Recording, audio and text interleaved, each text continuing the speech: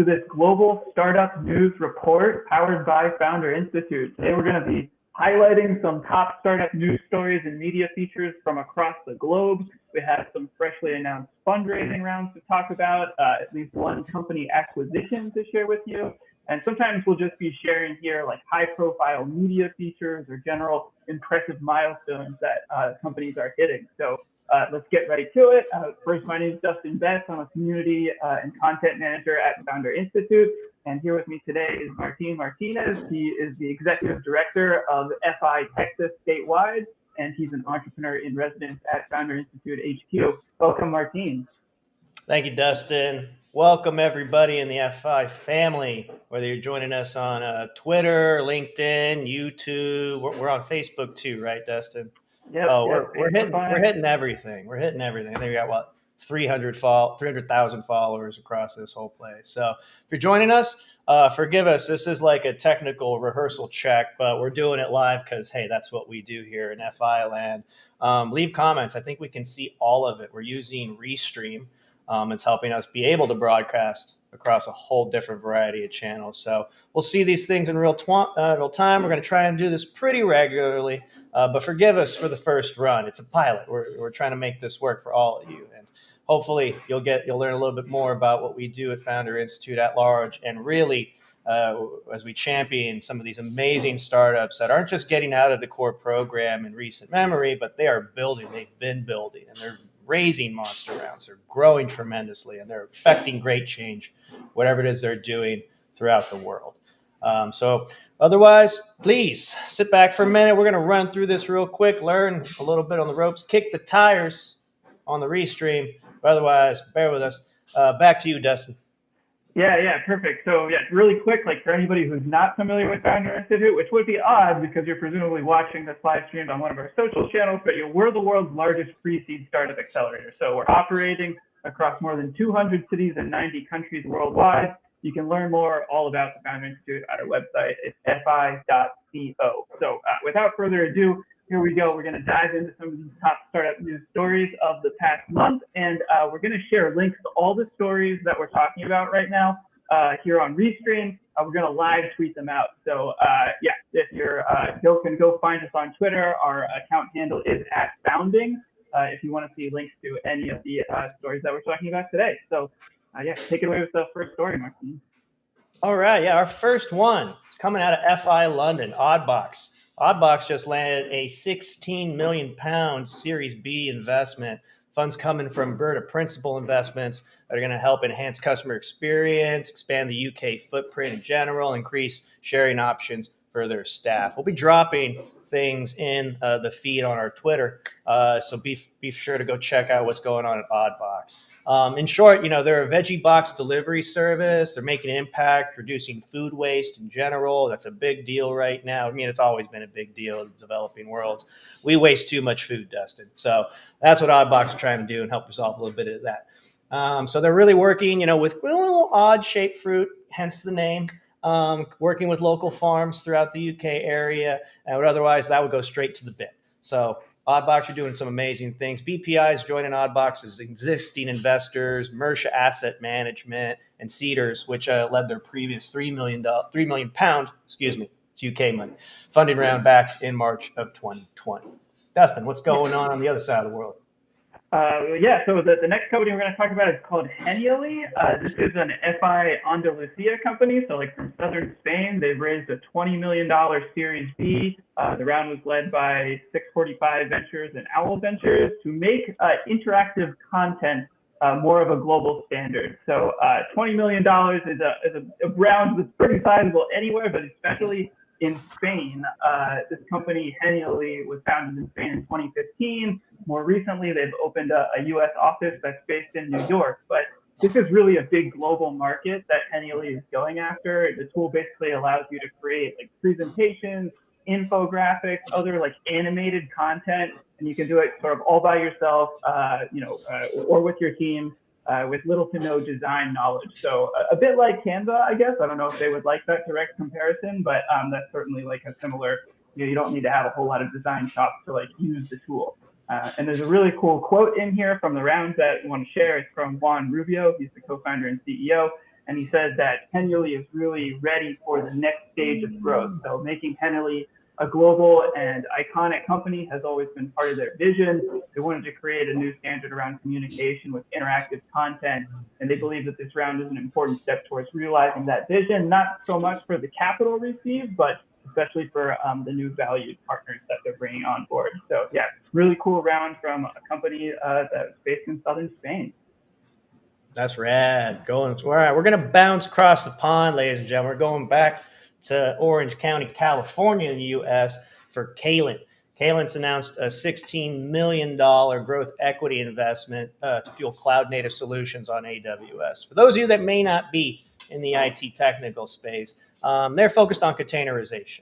It's basically software moved to cloud in ways that which databases are managed in super critical ways. I used to work for an IT monitoring software company, so this isn't too much of a foreign language to me. But through their relationship with AWS, Kalent is able to tap into the world's most complete set of infrastructure, data, development tech, and designing solutions for their customers. This is coming from JP Latore, founder and CEO of Kalent. They've moved all in to AWS as a platform of choice for cloud computing needs. I don't know about you, Dustin, but so many of our FI grads choose AWS as well. They're not a sponsor yet, but hey, AWS, we keep shouting you out. We'll make this presented by AWS. So again, that's an opportunity. Absolute opportunity for branding on them. But I won't drive too much down onto that rabbit hole just yet. Let's kick it back up to Canada. What's going on with our next grad? Yeah, so the next company I want to talk about is called Git Base, J-I-T Base. This company is an FI Montreal portfolio company, and they just raised $650,000 in seed funding to basically accelerate smart manufacturing software. So the company Git Base, it was founded in 2016 by the current CEO, Frederick Scherer, and they offer like smart manufacturing software, two main products. The first is this optimal path system that calculates an optimal sequence for machinist activities actually happening on the shop floor. And then they also have a CNC machine monitoring product where users are able to track key performance indicators happening on CNC machines. The round was led by a whole bunch of different investors. There's a Canadian investment firm, Blue Sky Equities, an aerospace manufacturer called Lista, Quebec tech investor Boreal Ventures, and several angels from the US and Canada also joined the round. There's a cool quote from the CEO who says that the idea for the machine monitoring solution actually came from one of their customers in the aerospace industry. So they had asked Git Base if it was possible to leverage their software to help the machinists manage more machines, and then they realized that this solution could help address the shortage of manufacturing workers, which is something that we hear about occasionally. So cool story how like the second product sort of emerged from the first one through a customer relationship. How about you take us down now to the Southern Hemisphere to talk about the next All right, we're going straight to Brazil, ladies and gentlemen. And if you don't know, we have a strong presence of Founder Institute programs in Brazil, possibly the most outside of the United States in terms of all our chapters. So this company, Contractor, coming out of one of those chapters, Curitiba, they just raised $2 million in Brazilian real from KPTL, and it's a document scanning and project and management tech. Similar to DocuSign here in the U.S. market. They started in 2017, and their mission was to just reduce that crazy bottleneck of paperwork management for companies in South America, with specifically the Brazilian market. This is true in many Latin American countries, so it's a massive opportunity for them to really take some great market share in that space. Their goal is to basically digitize every type of process capable of generating some kind of document with workflows designed to accelerate companies and to close new deals. So really think about that sales management process, think about all that account management process on the back end.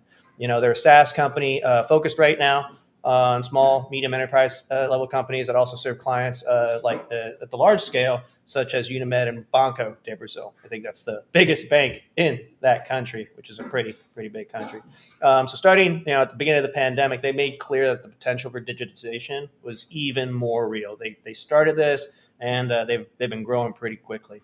So straight from our founder that came out of that program, I quote, "We decided to be the protagonists of this change. The pandemic boosted Contractor, and they've had a growth, get this, of over 260% over the past year. Very impressive. So really excited for them to be making some big impacts down in LATAM. But yeah, let's kick it back over the pond, Dustin. Yeah, that 260% growth. Yeah, that's really just shows how many companies are digitizing online throughout the pandemic. So yeah, that's cool to see that.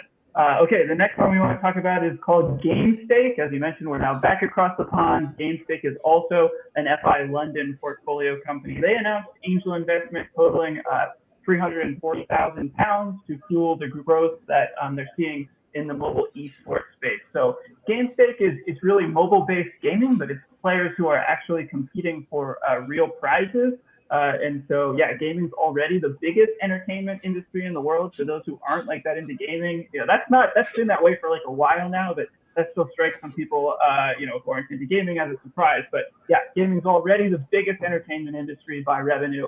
And like the likes of Netflix are looking to enter into it now, but specifically this is true for this fast-paced kind of genre of esports, which is where Gamestick really provides a platform. So pretty big angel investment round for Gamestick. That's fantastic. I'm not much of a gamer, but my little brother is, and this is something right up his alley. If only he lived in London. So we're gonna head to the other side of the world. We're going to our FI Sydney chapter with GameFace.ai. Just been acquired by a US-based Slinger, adding sports data and analytics software to the company ahead of their burgeoning NASDAQ listing.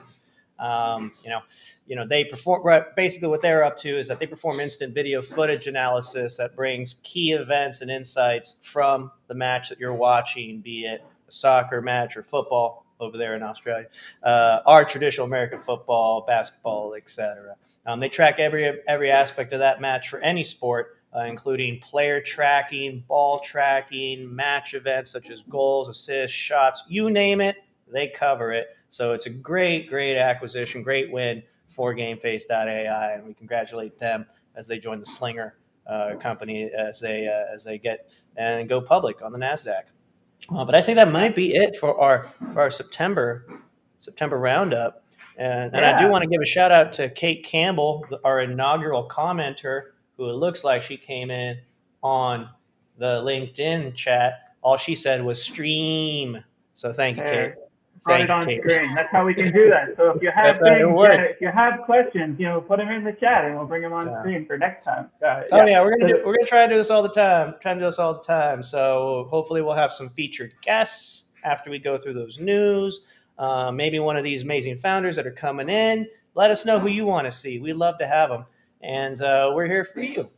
Dustin, how you feeling? I think I'm feeling good. This was actually pretty fun for a test run. I'm feeling good about it. Yeah, for a test run, this went really smoothly. As you said, we got some other big things planned for broadcasting here on Restream. So stay tuned as we kind of gear up to announce our first featured guest and sort of put this streaming into a whole show. But that's sort of it for the dry run here. Again, you can learn if you don't know about Founder Institute or the world's largest pre-seed accelerator, you can learn a lot more on our website. It's fi.co. You can see a bigger list if you like these news stories. We've got tons of FI portfolio company news at fi.co/news. And you can read a lot more stories and see videos on our blog at fi.co/insights. But successful dry run here, Martine. I think so, Dustin. Right on. We will catch you all next time.